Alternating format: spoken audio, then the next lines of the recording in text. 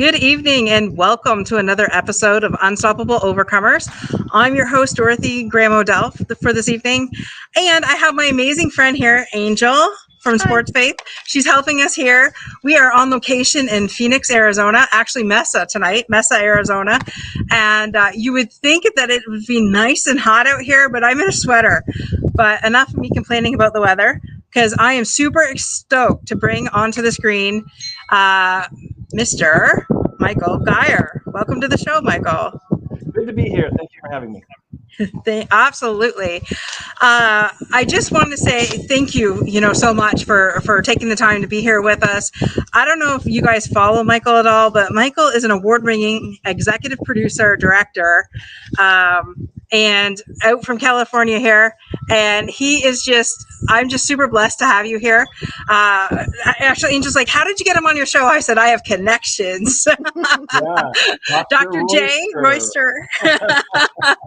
Shout out to Dr. J. Yeah. So welcome, Michael. Thank you for spending your Monday night with us. I guess it's afternoon because you're all the way from California. Yeah. So tell our viewers a little bit about yourself, and some of the movies and that you and your amazing crew have put out there. Well, I started out most of my life as an entertainer on stage, is where I started. I'm a singer, dancer, actor, so I did a lot of Broadway musicals all over the country. And eventually transitioned into doing television and film work years ago. And then in 2009, I started a production company, Gier Productions. And we started by doing just small productions for corporate companies, TV commercials, website videos. And then we branched out and started doing short films, feature films, and then also documentaries. And so I still work as a television film actor. I have 2 movies out right now that I filmed that just came out. And then I released 2 films last year, which we're going to talk about. Actually, they're in 2021. One's called Wounded Heroes. It's a documentary. And the other one is called Healing the Heroes of 9/11, also a documentary. Both films presenting alternative treatments that help those battling post-traumatic stress get their lives back. And then I'm currently working on 2 other films right now, which we can also talk about if you'd like. Absolutely. We're here to represent you. And, I have to say, I watched Heroes of 9/11. Absolutely amazing documentary. If you have not watched it, guys, you really need to get that. I believe that isn't it on Amazon? It's on Amazon. It's on YouTube. It's on Tubi, which is free. Right. It's all over the place. And then Wounded Heroes, the other documentary, is also on all of those different platforms: Tubi, Amazon Prime, Amazon, iTunes, Google Play. You can see there's Healing the Heroes of 9/11.com, take you to where you can see the film and links, and woundedheroesdocumentary.com takes you to see the trailer and all the different links for that film. Right. And the amazing Dr. J is actually in Heroes of 9/11 as well. If I remember correctly, she was featured in that film as one of the people that had, gone through the treatment and was actually giving the treatment. I think it's TRIP or TRIP. TRP, Trauma Resiliency Protocol, which is one of my favorite protocols, helping people with battling post-traumatic stress. Dr. Royster was there. And that's how I met her, and we had a blast in New York. And we had a bike ride back from somewhere in New York back to the hotel, and she just had me laughing. Just had a great old time. But she didn't end up being in the film, but she was there doing all of the work with the first responders of 9/11 to show how beneficial it is for them because they're battling post-traumatic stress. Absolutely, yes. And I know the amazing Johnny Walker was in that film as well. Yeah, he was actually a firefighter too, I believe, when 9/11 hit, and then or was he a Marine first? Yeah, he was a Marine, and right. And he was told not to go over to where Ground Zero was. He disobeyed orders because he's like, they need me, and he and his buddy went over. And they did a lot of great work, but it stayed with him for 20 years. I mean, he had a major battle with post-traumatic stress, could not go back to Ground Zero for 20 years, could not go to the 9/11 Museum or Memorial for 20 years. After doing TRP, he was able to change his life. It was pretty powerful. Yeah.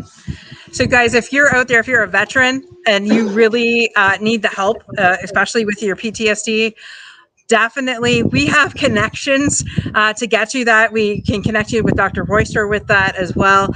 But thank you so much, Michael, for doing those documentaries and really shining the light on what our veterans go through, after, like, when they're after they're done with their traumas and things like that, after they're done with their service. It does take a toll, it takes a toll on them. It takes a toll on their families. And so thank you so much for documenting that and being shining the light for our veterans. Absolutely. One thing I want to say, which is really important, the reason I produced these films was to let people know who are battling post-traumatic stress, whether you're a first responder, a veteran, or anybody else, that there are treatments out there that will make a huge, significant difference in your life. You do not have to live a miserable life for the rest of your life.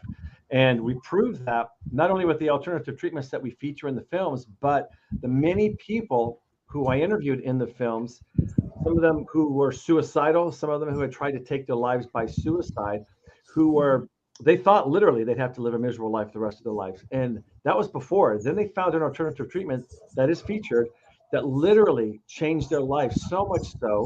One gal said, life is worth living again. Somebody else said, I've never been happier in my entire life. Another soldier, which I just love that he said this, he said, I feel like a soldier again. The fact that he was a military guy, trained and expert, went overseas, fought for this country, but he lost his identity because of the battle with post-traumatic stress and no longer felt like a soldier until he found an alternative treatment that changed his life. So it is possible. The films prove it with dozens of people who say, I was this, now I'm this, and it's because of an alternative treatment, and you do not have to suffer. Absolutely. So, Michael, what made you decide to, do your documentaries around the veterans and the PTSD?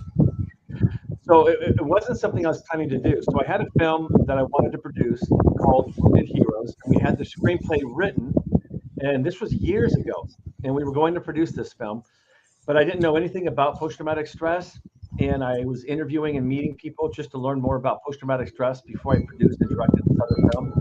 And I met a guy named Carl in San Diego who was battling post-traumatic stress in his 20s.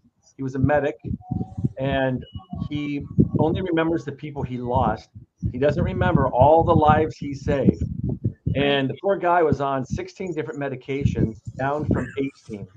And he said they weren't actually helping. They pushed back some symptoms, but he said the side effects were horrific. They didn't actually solve the problem. So I left that interview and I thought, man, there has to be more than just giving a bunch of medications that aren't actually doing anything to solve the problem. There has to be something out there that can solve the problem.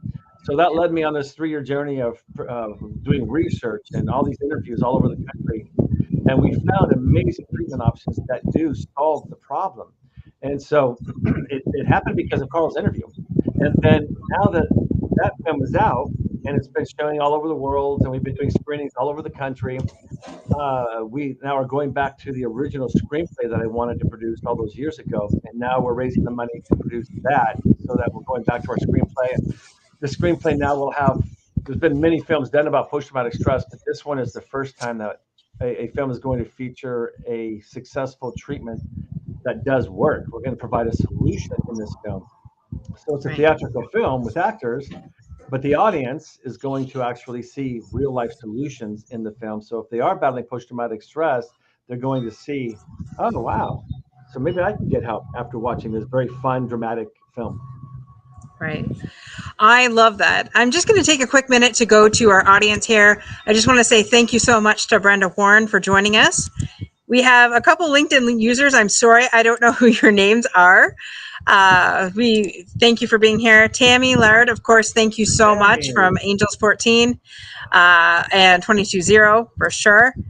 And Kenny, savor the flavor of you, sir. We are so grateful for you to be here today.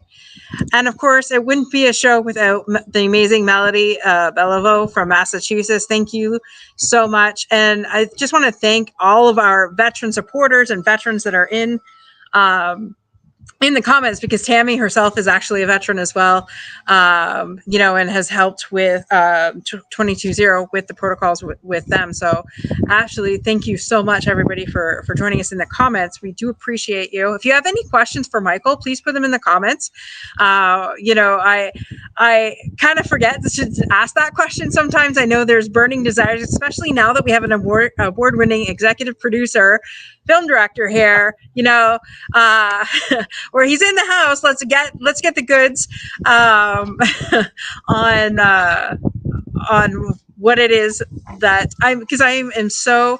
Oh, it's Dr. J. Sorry, it's Dr. J in the comments. Dr. J there, yes. Thank you, Dr. Janelle. I hope that you saw us saluting you at the beginning of the show, because she is the reason why I am connected with Michael. So thank you so much. She has actually connected me with a lot of different people. So yeah, can I tell you one funny story? Because I don't know if she was there at the beginning, but the one thing that happened when we were in New York with Dr. Royster and I that made me just laugh. I was just really tired. We went out that night to the not the Eiffel Tower, that's Paris. What's the Empire State Building? Yeah. And I didn't want to walk back to the hotel. I was a little tired. So Dr. Royster and I think it was Dan Jarvis, they were like, well, hey, we'll take one of those bike things. So we jumped into the back of the bike. We got 3 of us comfortably. And the guy in front of us pedaling, unfortunately, smelled like he hadn't taken a bath in 2 weeks. And he's riding his bike and the wind's coming back on us. And I'm like, what the heck is going on here? So we start laughing. And then Dr. Royster has this long, beautiful hair, and it smelled so good. So I grabbed her long hair and I used it as a mask to mask the smell. So I was breathing through her, her beautifully smelling hair to avoid that other bad smell. And we just laughed all the way through New York, all the way back to the hotel because of that whole moment of this guy who just did not smell of it. She saved the day with her hair. Dan had to suffer because I had dibs on the hair. Well, there you go, Dr. J. Your hair has given warmth around the world. I love that. She's the best. She's awesome. So, Michael, what made you decide to go into being executive producer and doing your films? Well, like I said, I'd always been an entertainer, and so It started on stage and then in front of the camera doing television and film. And so I thought, it'd be fun to produce and direct. I didn't know anything about it. When I was on set as an actor, I never really paid attention to what the crew did. I'd just hang out in my dressing room and then come out and do my scenes. So when I started the production company, I had to learn everything from scratch. And so I did my first film, I just hired the right people who were very experienced. And I kind of let them work, do their jobs, and they made me look good as I learned on the job. And so then since then, we've produced a lot of films. But I just decided I wanted to direct and produce. I've always been a director. I just used to be theater as well. So I thought it was a perfect transition, being an entertainer, director on stage, to be an entertainer, television actor, and film actor, now to being a director, television and film as well. So I just transitioned over. So I love it. And I think I do like still working as an actor, but I think I like working better as a director. I just love working and casting amazing actors, being on set, getting to direct them. That's, I think, one of my favorite things. And I also love doing documentaries because I get to tell people stories and I get to share stories that are going to change people's lives, which is also really important for me. Awesome. And what, if you can talk about it, what kind of plays or different things have you been in? Like any movies, or has it just been plays? Well, no. So when I did the Broadway musicals and things, I would do like Amazing. Oh, what the heck is it called? I blank out when I get asked what Joseph and the Amazing Technicolor Dreamcoat. I played Joseph. I'm trying to think. One of my favorite shows. Can't think of it right now, but Oklahoma, the musical Oklahoma, I played Will Parker. He sings, I got to Kansas City on a Friday, on Saturday, I learned a thing or two. Big tap dancing number. And man, we did that show in Oklahoma in an outdoor amphitheater that sat 2,500 people. And the whole set was built on a mountainside. So real horses were used, houses for Aunt Eller's house and Judd's house. It was all really built and on the mountain, which is a really cool place to do that show. Anything Goes. That's one of my favorite shows. I played Billy, the lead. Oh my gosh, I had so much fun playing that part. So those are the kind of musicals I did. I sang with the Lawrence Welk Show in Branson, Missouri for 5 years. And a lot of people may not remember who they are, but back in the day, they were the #1 TV show in the country. All the Lawrence Welk stars with the Lennon sisters, Arthur Duncan, the tap dancer, a lot of other amazing, amazing professional entertainers. They opened up a theater in Branson, Missouri. 20-piece orchestra was on stage with us. We had 2,200 seat theater, and many of the original Welk stars came back to perform. And then I was hired as one of their new young stars, so I got to work with and work on that stage with them. Uh, I did a huge music video called Fatboy Slim's "Praise You" is a song. If you hear the song, you'll remember it. The video went on to win 3 MTV awards. We got to perform at the MTV Awards live. The video won awards all over the world. I've done music videos. I've done the Broadway musicals. And then television, I've done every soap opera in Los Angeles. I had a recurring role on The Bold and the Beautiful. I've worked with Ben Kingsley, who's an Academy Award-winning Sir Ben. Had to call him Sir Ben Kingsley on the set because he was knighted by the Queen. I've worked with Brooke Shields and Suddenly Susan. I always forget the credits, but if you go to my website, michaelgier.com, or go to imdb.com, you'll see all the credits. There's all kinds of films and TV shows I've done. NCIS Los Angeles is a TV show. Oh my gosh! When I was watching TV, I love that one. That's a fun show. I've gotten to work with so many amazing people, great TV stars, movie stars, and a wide variety of things. And for me, it's just, I love it. I'm a kid in a candy store. I always wanted to be an entertainer. I've been fortunate that I've been able to be an entertainer, make a living at it, and I get to go on set and meet actors. And now I get to hire actors, which is also exciting. I get to direct actors, which I just love to do. So, but again, my passion is changing lives. And so I like to produce films that have an impact, that have a message. And the last 2 documentaries, my new documentary, and this new feature film that we're doing, all have messages that are changing lives. And so, yeah, I'm very blessed. Thank God for the blessings that I'm able to, do projects that are going to help people have better lives. Absolutely. And I love that. And again, thank you so much, because we've dedicated the last year of our platform to veterans and changing lives in different capacities. So we thank you. And that's probably why it was like strong connection. It's like, well, wait a minute. No, we got to get this guy on here, because seriously, what you're doing, we love what you're doing. We love your passion. We love your drive. And I'm going to go check out every episode now of definitely CSI. So what was it like working with Horatio? So I did NCIS Los Angeles. Oh, Los Angeles. Oh, that was so not CSI. And right. NCIS Los Angeles. And I don't watch the show. I've watched a few episodes, but LL Cool J is one of the stars.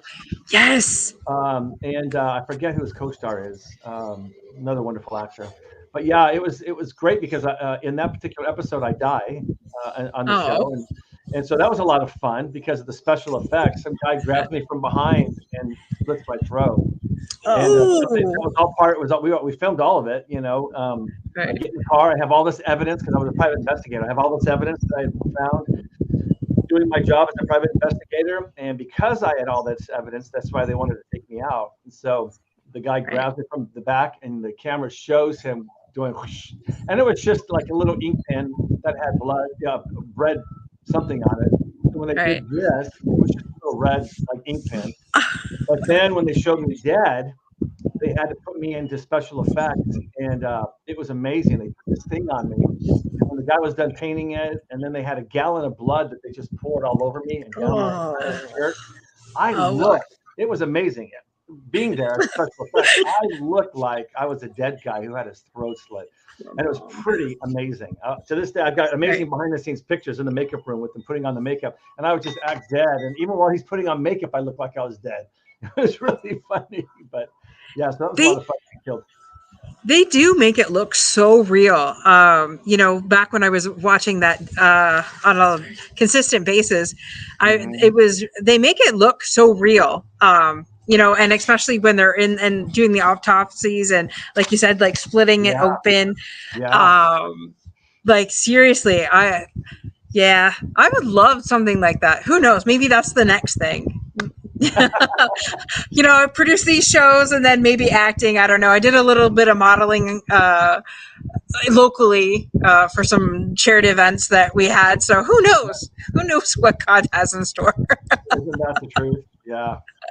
And I like the title of your show, Unstoppable and what is it? Overcomers, because that's one thing I think a lot of people forget, that there's nothing they can't accomplish. Many times it does take hard work. I really shouldn't be a director. I wasn't trained to be a director. And here I am now directing award-winning documentaries and big feature films. Right. As an entertainer on stage. When I was a kid, I had so much fun. I had friends who were, TV stars. They would do the Disney after-school specials, starring in it. I'm like, wow, what's it like to be on TV? How cool is that? All these dreams, and I end up being a TV actor and a film actor. I get to be on set. There's nothing we can't accomplish, and there's dreams that I don't believe we can't accomplish if we work hard and we persevere. Right. Um, and there's a lot of times there's things that may come your way that make it difficult, or maybe doors that close. And I can't tell you still today, I have doors that close, but I either pound through them or I find a way around them, over them, or under them. I will find a way. If there's something I want to get done, I'm going to find a way to work around anything that's in my way to get it done. And I think if people do that, whatever it is they need to overcome, they will be unstoppable. And there are days even with what I'm trying to accomplish, there are days where I'm like, oh, I'm just not reaching my goals. We all go through that. And so I've learned, for me, if I'm feeling that way, I'm just going to take a day off and let me feel that way, because the next Right. day I'm going to conquer the world again. And then I go back out to conquer the world and accomplish my goals. Right. So, for the name of your show and for anybody watching, whatever is happening in their lives, of what they want to someday achieve, their goals, they can be unstoppable. It takes a lot of hard work, perseverance, and knocking down those walls, but you can do it. And I love what I do, but it wasn't easy. I've had to knock down a lot of walls. I've had a lot of people along the way say, you'll never be able to do that. And I get rid of those people. They're not in my life anymore. I'm like, bye-bye. I don't need somebody telling me what I can't do, or what I'm not accomplished enough to do, or who do you think you are that you think you're going to be able to do this. Those Yeah. people are gone out of my life. Don't have those people around you. I have people who support me, encourage me, are honest with me when I need honesty, but still they're there to support and say, we got your back. That's the people we want. Those are the people who help me to accomplish what I accomplish. Absolutely. I love that you said that. I love that you said so many different things in the last couple minutes. Number one, we can achieve anything that we want to achieve, right? As long as we put our mind to it and don't stop. And I love the fact that you said that we all have those days that, we really don't feel like either doing it, or we are thinking like, who am I to even do this? Like my biggest dream is to be the next Oprah Winfrey, only my version of it. Like, who am I to think that some chick from a small town of like Windsor, Ontario, why me, right? And Yeah, so I love that you said that. And and the last thing that you really alluded to was definitely um having your tribe that is going to stick up for you no matter what. I'm very blessed to have an amazing group of women that are around me that will not let me give up on myself. Like good. it's, Yeah. and they're like, okay, so what is your target this week? And what's your target that week? Sorry guys, there's a plane above and I can't help it. And then a golf cart Golf behind carts us. going by. This is what happens when you're on location, right?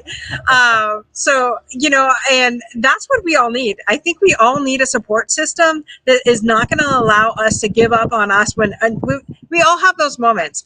I mean, we've had so many different people come in here, and I asked, what's the one thing that you've overcome? And it's all in their mind. Is their mind is the biggest thing that they've had to overcome. Would you say that would be correct for you?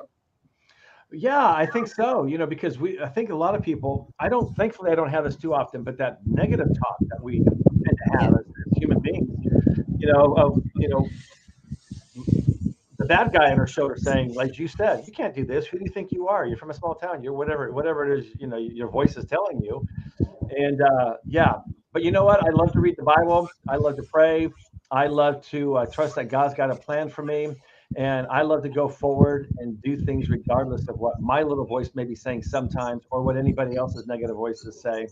And I Right. think staying, whether it's reading the word in prayer, moving forward with, you don't always know what God has for your life.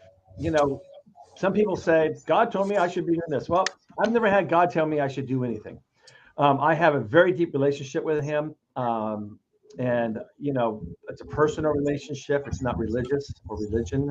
It's a Yes. personal relationship, but that doesn't change the fact that God doesn't tell me every single day what direction he wants me to go or what to do. I Right. pray about it.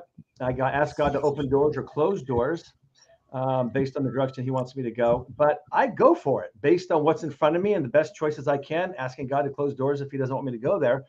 And Yep. then I go for it. And I just think that doing that has helped me to do what I'm able to do to help others by not listening to those negative voices that people can tend to have. Um, and I don't know. I just think God's a big part of being able to stay positive and accomplish things and believing in Right. yourself because He believes in each of us. Absolutely. Yes. Believe in yourself, even when sometimes it feels like overwhelming. I Mm-hmm. don't know how many times I've like, I don't want to do this, but I keep putting one foot in front of the other, right? And I'm like, I have no idea where this is going to go. I mean, I have a plan. I know where I want it to go, but is it really going to go that way?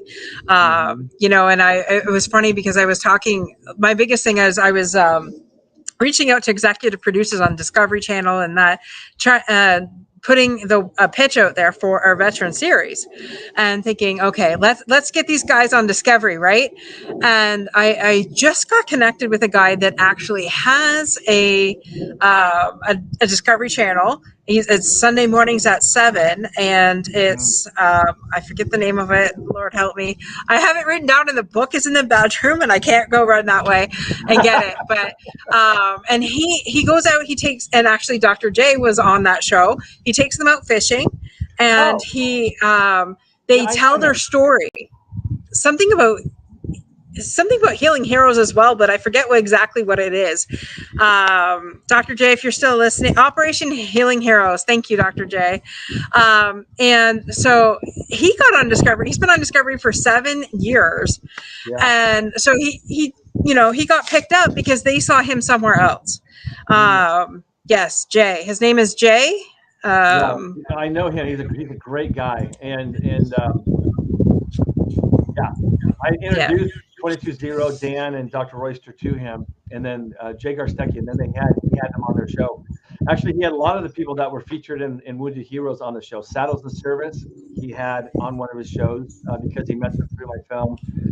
He watched the film before I released it, and he called me and it was like went nuts. He goes, he loved the film. And he was so excited about the alternative treatments that were featured that he wanted the film to get seen. And he also wanted some of the people that were featured in that film and also Healing the Heroes of 9/11 to be on his TV show on Discovery because of the impact that he saw people who had because of these alternative treatments. He wanted them to tell their story to help his viewers as well. Yeah, Jay's a great guy. Great show. So Yeah. good for you that you connected with him. Yes. Yeah. And the point that I was trying to make of that, like they saw him on, I think it was either Roku or Fire Stick or something like that, Mm. on one of those things that he had his stuff on. And so, don't give up on your dreams, right? And I think it was you that told me that you have a friend that he wanted to have some show, and he kept on getting no, no, no, and then he ended up with the Housewives series out Oh in yeah, Canada. Mark Cherry, yeah. Yes. So the original TV series, there's all the housewives out there now, Housewives of Orange County, Housewives. Well, all those housewife shows came from the original TV show called Desperate Housewives. Mark Cherry was the executive producer, creator, and he and I were friends years before Desperate Housewives happened. And we had lunch one day.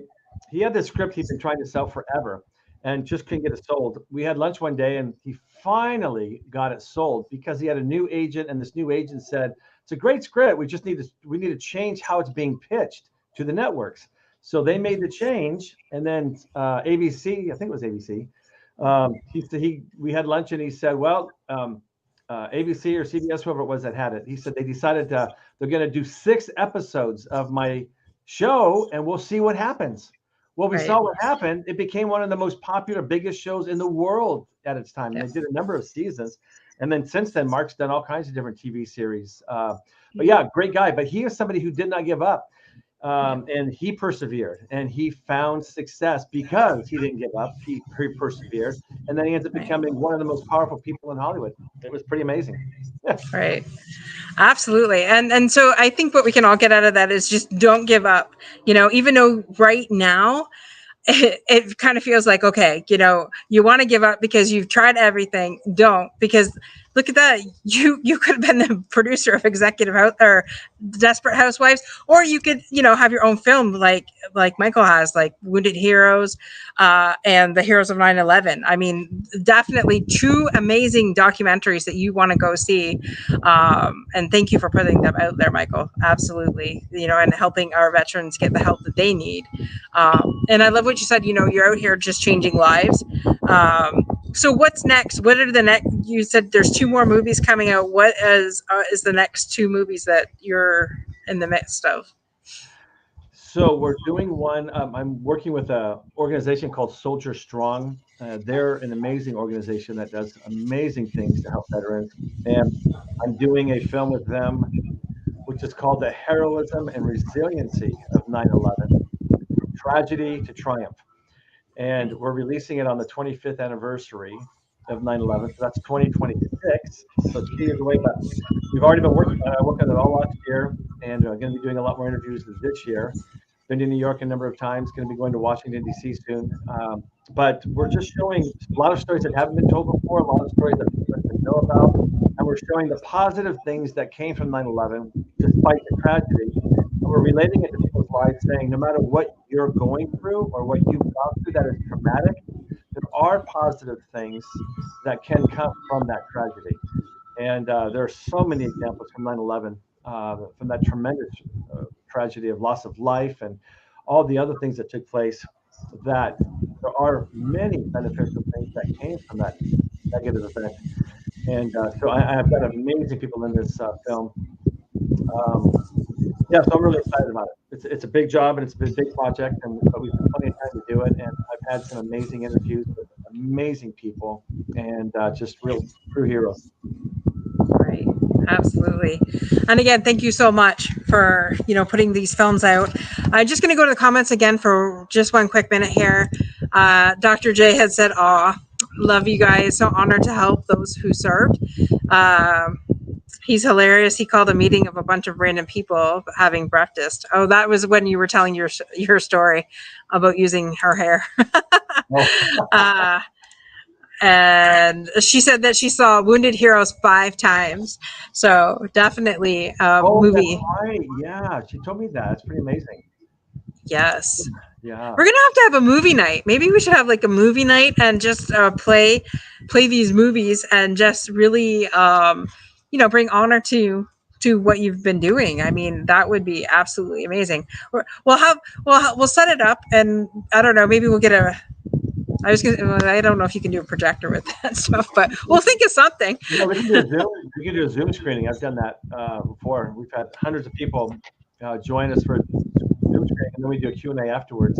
And the films, both films, Healing the Heroes of 9/11 and Wounded Heroes, are for not only veterans, active duty military, but also first responders, who, of course, as we all know, have high suicide rates and also battle post-traumatic stress. And also for anybody who's battling post-traumatic stress, these treatment options help anybody, everybody. Right. Absolutely love that. Love that. So, do you have any more acting gigs coming up, Michael? Not right now. I just had an audition this last weekend. I did not get the part, but that's normal. They say on average for a professional working actor, they audition 30 times to get one job. And that's if you're a professional working actor who works consistently. So we have to do a lot of auditions. So it's part of it. But yeah, so I had an audition this last weekend, and it was for Uber, the Uber commercial. But I'm not going to be in the Uber commercial, unfortunately. But you know, well, you can make your own commercial. Come on now, like you are so super successful. You can make your own commercial, and put it out there. No, No, but what's fun about acting is that I always wonder. It's like, what's the next role going to be? I get to play different roles, and they come every so often. It's more of a hobby for me. I make my living producing and directing, but when I get a TV or film gig, it's just fun. And I always wonder, what character do I get to play next? I've played a lot of police officers or detectives.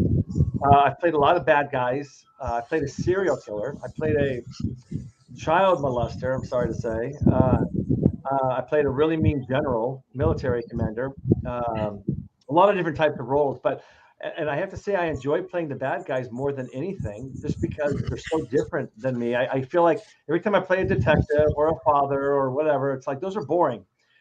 And it's not that fun, but to play a character that's not me, where I'm just like this angry, strong, powerful military guy, or the serial killer who's just a manipulator, or all these other different things. Those are the roles I have a blast playing. Well, I would say, I could agree with you, because I would love to play a bad guy, only so that, you could allow that side of you that you kind of shove down come out. Yeah. And you get paid to do that. So that would be awesome, I think. Yeah, it is. It is awesome. Yeah, it was funny. My sister, one time I did a show. It was when I played, just a bad guy. He's kind of a little psycho, but my sister couldn't even finish watching it. She says, "You're really freaking me out." She goes, "I know you're my brother, and that's not you." And she goes, "I don't like seeing you that way." So she wouldn't even finish watching the TV show. I thought it was kind of funny. I'm like, "Colleen, come on, I was just acting." But it freaked her out so much she wouldn't watch it. But, right. yeah, but I enjoy those. That would be awesome, though. I think, and then sometimes I'm sure it might be hard to get out of character once you're like in it, and you have all that going for you. Like, seriously. Well, see, there's two different types of actors, and I was just talking to one of my acting friends about this today. There's method actors, which I don't agree with that acting, because there are brilliant actors who are method actors. Meryl Streep is a brilliant actress. She's a method actor. Forrest Whitaker, brilliant actor. He's a method actor. The problem with their technique is that they have to become those people. So when you say cut, they are still those people. When they go to the dressing room, when they go home to see their family, 24/7, they are those characters. That is the problem. Forrest Whitaker took a break from acting because he said, "I've become so many different people. I don't remember who I am. I've got to figure out who I am again." So he took a break. And I'm like, learn to act, and you don't have to become and mess up your psyche and try to figure out who you are now that you've stopped acting. Those are method actors. I just disagree with it. And Laurence Olivier is famous for saying, he told another star, I forget who it was, who was a method actor. Laurence Olivier was not. He was just an actor who could turn it on and turn it off. He told the other actor, who was going through so much on set because of what his character required, it was physically really affecting this guy. And Laurence Olivier said, "You got to stop this method stuff. Just learn to act, and you can actually have a lot more fun and enjoy life."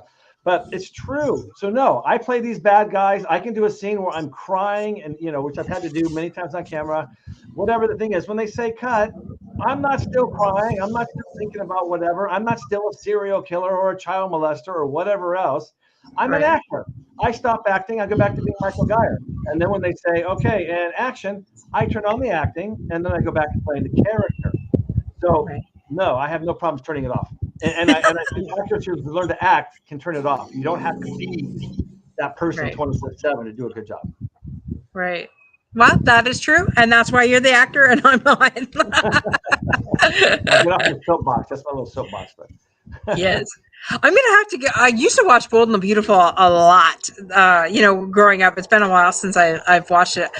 Now now I'm at work when they're on, so I don't get the luxury of sitting there watching soap operas anymore. So, yeah. Oh, well. Do we have time? I got another story for you. What time do we have to stop talking? Yeah.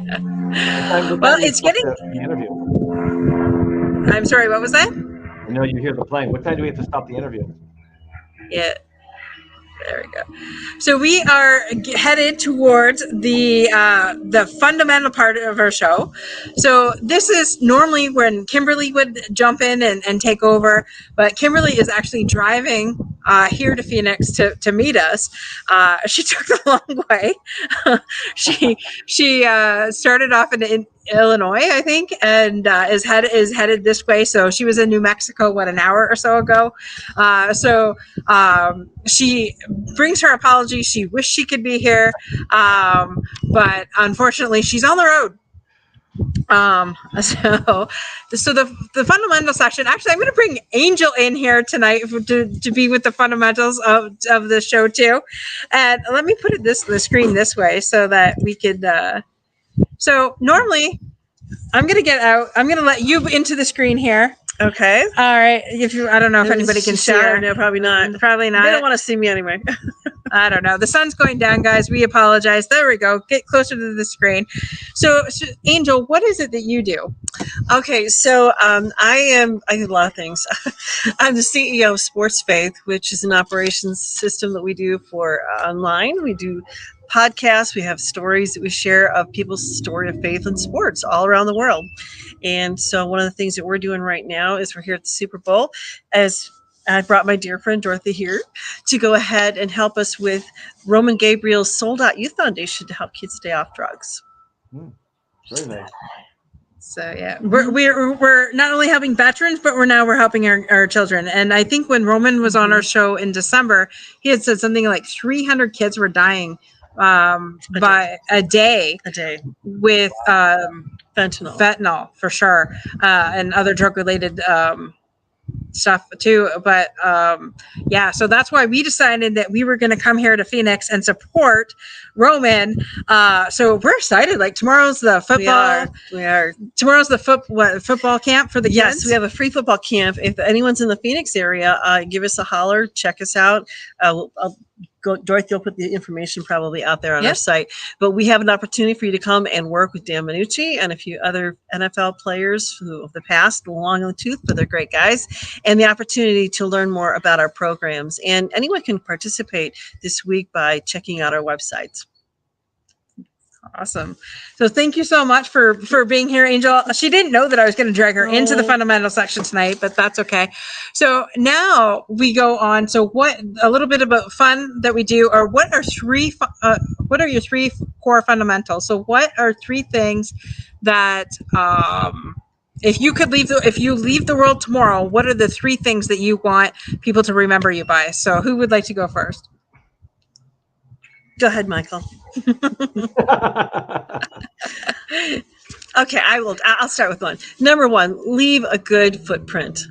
If you leave this planet, leave a good footprint. It doesn't necessarily mean that it has to be perfect, but whatever the best of what you do, leave it behind. Second one is to love people unconditionally. That's a hard thing to do.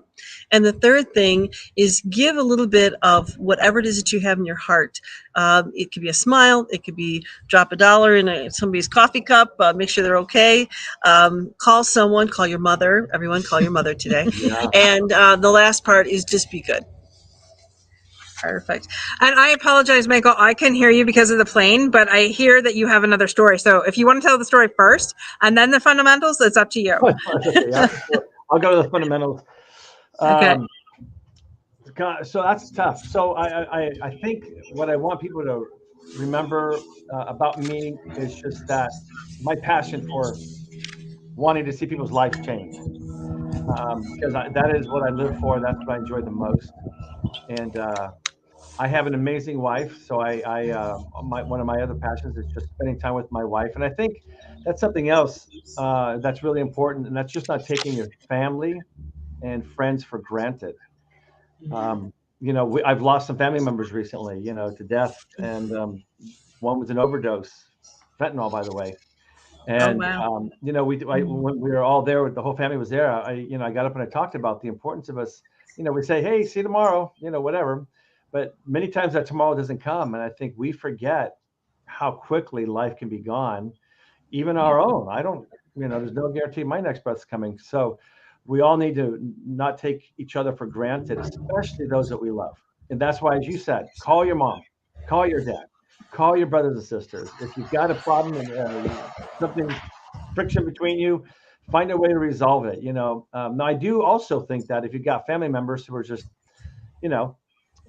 they're real jerks, and there's no changing them, well then yeah, I'd say get rid of them anyway. So I don't think you need to, accept everybody, even if they're bad in your life. But I do think those who are good in your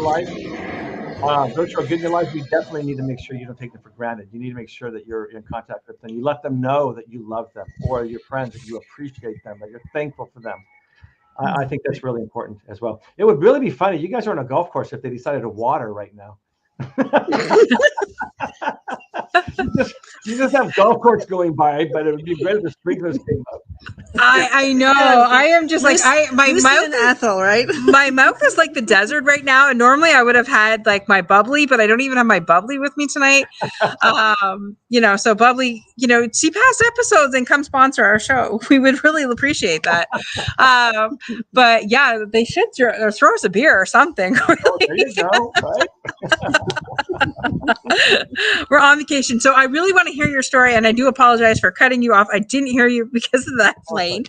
So let's hear the story.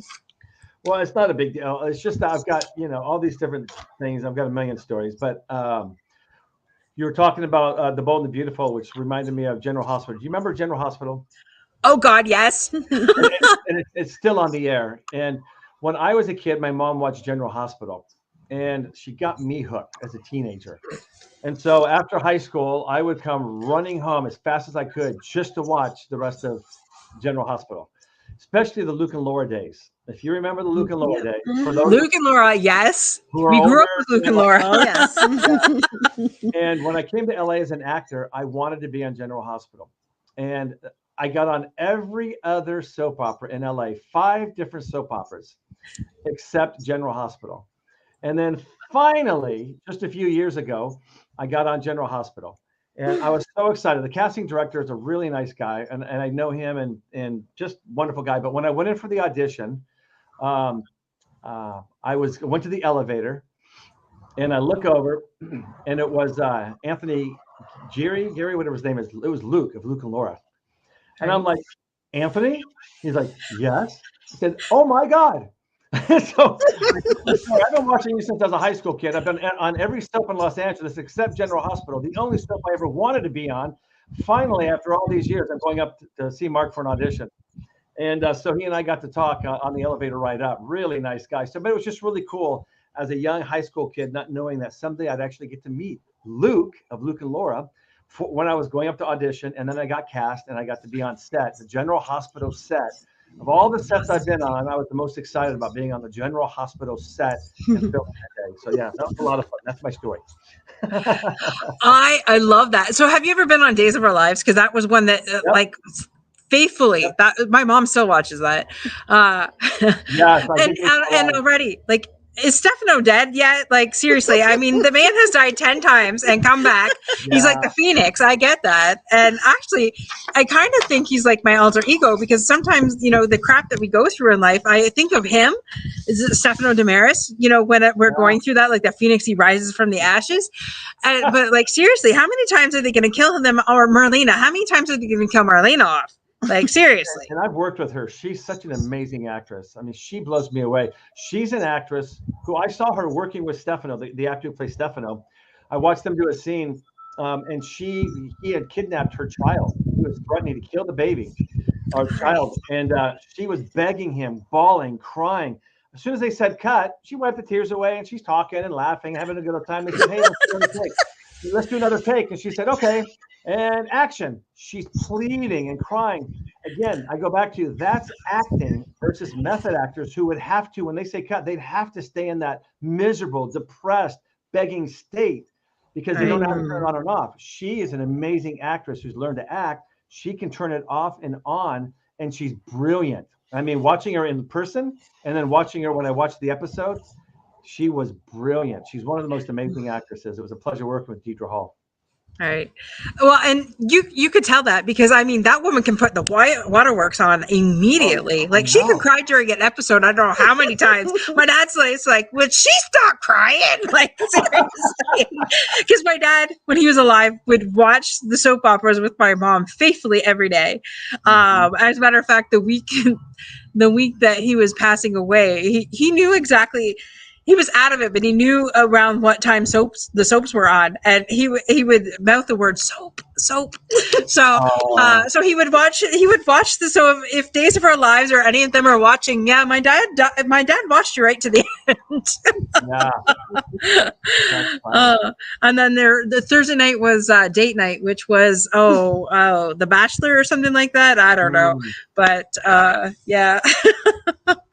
It's so thank you so much for all the amazing actors out there that play on these soap operas, because it does really give entertainment for sure. Yeah, they're easy to get stuck watching. I mean, I don't watch them, but I know from General Hospital days, man, it's easy to get hooked. Yes. Or Santa Barbara. Is that still on anymore?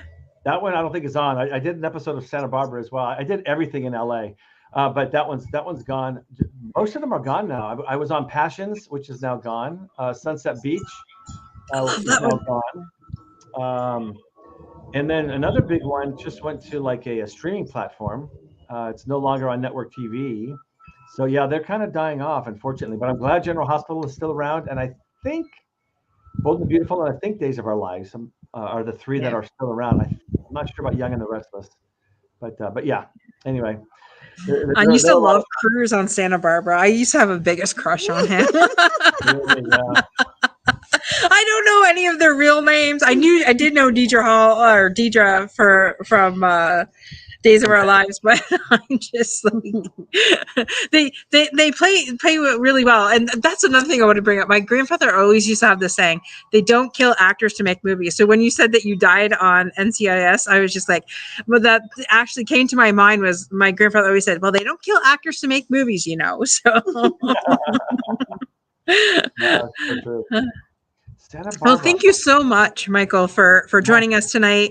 Thank you to our guests for showing up, for sure. Any last words that you want to say or leave with our guests, Michael? You know, again, we were really talking about the films and post-traumatic stress, and so I'd love people to go and watch Healing the Heroes of 9/11, Wounded Heroes as well, and just find out and realize that if you're battling post-traumatic stress, you can get your life back. And there are alternative treatments that will make a significant change in your life. So take the time to watch these films. And then more importantly, after that, find the alternative treatment you're interested in and call and make an appointment. And Healing the Heroes of 9/11 is produced through 22-0. They do their TRP at no charge to veterans and first responders. And so it won't even cost you anything. So that's another thing. Go to 220.org and you can watch their film, which I produced, and then also get TRP. And then Wounded Heroes documentary.com to get more information about my documentary, and my website, michaelgier.com, and connect with me on social media. That's right. We're definitely thank you so much for being out here, and thank you to everybody for being patient with our background noise tonight. And yes, thanks to Angel for showing up here, and love to all of you. I just want to give another special thanks and shout out, if I can get my computer to work. It's getting cold out here. A special thank you to our sponsor for tonight's show, which is Bonnie Herb with doTERRA oils. So if you have any need for any essential oils, go to www.beoilywithbonnie.com and definitely get your order in today. And again, thank you so much, Michael, for spending your Monday night with us. We really appreciate you. This has been exciting. I've learned so much from you. And just like, what's the next step? Maybe it is acting. Who knows? Why not? Yeah. Oh, totally love that. Totally love that. Thank you so much.